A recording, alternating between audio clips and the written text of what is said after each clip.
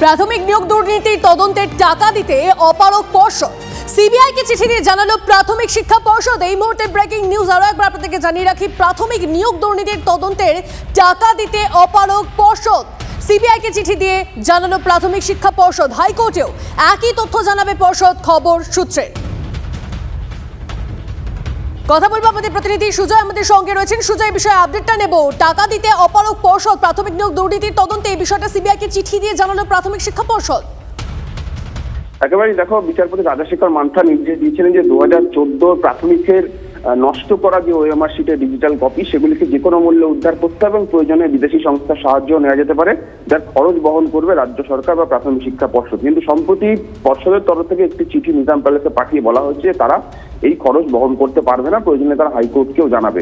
ফলে এই পরিস্থিতিতে যে তদন্তের অভিমুখ যে গতিতে আমরা দেখেছি, যে কলকাতা হাইকোর্টের আদেশ আসার পরেই বিচারপতি S Basu Roy and company থেকে শুরু করে প্রাথমিক শিক্ষা পর্ষদের যে দপ্তর, সেখান থেকে প্রচুর সার্ভার এবং তার হার্ড ডিস্ক তারা বাজেয়াপ্ত করেছিল, সেগুলি ফরেন্সিক পরীক্ষায় পাঠানোর জন্য। কিন্তু এই মুহূর্তে কিন্তু পর্ষদের তরফ থেকে এরকম একটি চিঠি পাঠানোর ফলে সমস্যায় পড়েছে তদন্তকারীরা। ফলে এই পরিস্থিতিতে সেই ডেটা উদ্ধার হওয়া বা সেই ডেটা আদৌ পাওয়া যাবে কিনা বা পরবর্তী পদক্ষেপ কি হবে, সেই নিয়ে যথেষ্ট সমস্যায় পড়তে হয়েছে সিবিআই তদন্তকারীদের। তার কারণ চিঠি তারা পেয়েছেন, চিঠি তারা পাওয়ার পাশাপাশি প্রাথমিক শিক্ষা পর্ষদ সূত্রে যেটা জানা যাচ্ছে যে হাইকোর্টেও ডিভিশন বেঞ্চে তারা দ্বারস্থ হতে পারে, আপিল মামলা করতে পারে যে তারা এই টাকা দিতে পারবে না। তার কারণ এখনো পর্যন্ত এটাই সিদ্ধান্ত হয়নি যে কোন সংস্থাকে দিয়ে সেই তথ্য উদ্ধারের চেষ্টা করা হবে বা কত টাকা লাগবে। তার আগেই এরকম একটি চিঠি আসায় ফলে স্বাভাবিকভাবে একটা বড়সড় তদন্তের যে গতি, সেই গতি অবশ্যই একটা ধাক্কার মুখে পড়লো। বেশ, ধন্যবাদ।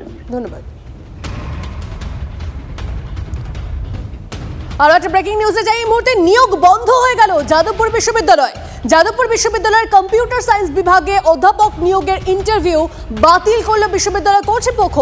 সূত্রে খবর, বিকাশ ভবনের মৌখিক নির্দেশেই বন্ধ ইন্টারভিউ। আরো আপডেট নেব আমাদের প্রতিনিধি সুমন মহাপাত্র আমাদের সঙ্গে রয়েছেন। সুমন, গোটা রাজ্যের মূল সমস্যা এখন নিয়োগ। শিক্ষকরা নিয়োগ পাচ্ছেন না, অধ্যাপকরা নিয়োগ পাচ্ছেন না। যাদবপুর বিশ্ববিদ্যালয়ের একাধিক বিভাগে অর্ধেকের বেশি সংখ্যক অধ্যাপক নেই। সেই জায়গায় দাঁড়িয়ে কম্পিউটার সায়েন্স বিভাগে আজকে এবং কালকে ইন্টারভিউ হওয়ার কথা ছিল, 60 জন ইন্টারভিউ দিতে আসতেন। হঠাৎ করে রাতারাতি বিকাশ ভবনের মৌখিক নির্দেশে সেই ইন্টারভিউ কিন্তু বন্ধ হয়ে গেল। বিশ্ববিদ্যালয় কর্তৃপক্ষ জানিয়ে দিয়েছে ইন্টারভিউ হবে না, অর্থাৎ 60 জন যারা ইন্টারভিউ দিতে আসছেন তারা ইন্টারভিউ দিতে আসতে পারবেন না।